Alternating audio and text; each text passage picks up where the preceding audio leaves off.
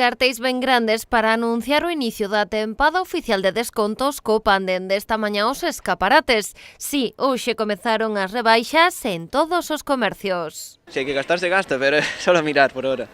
Calma, eu prefiro facelas con calma. Yo soy de mirar todas las tiendas. As rúas convertéronse nun continuo bulir de xente cargada de bolsas. Como manda a tradición, no primeiro día das rebaixas de inverno, os compradores saíron a caza dos mellores descontos. Acabo de venir a comprar una chaqueta aquí en Zara.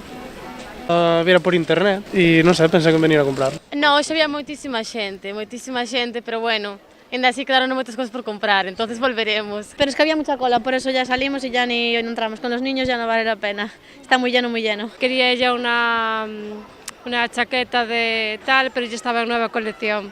Sí, non estaba de rebajas. Aínda que xa durante o Nadal moitas tendas botaron man de descontos para dinamizar as compras e a pesares do pulo que cada ano gaña o Black Friday, as rebaixas non perden adeptos. Que hemos entrado, pero que hai mucha gente.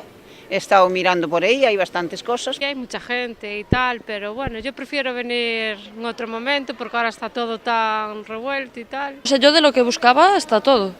Vamos, no. Luego no busqué nada más, claro. Nin os comercios ateigados de xente nin as longas colas para pagar foron suficientes para disuadir a moitos dos compradores desta primeira xornada de rebaixas e que moitos deles aproveitan para atopar as grandes gangas que lles permitan equiparse para afrontar as frías temperaturas destes días.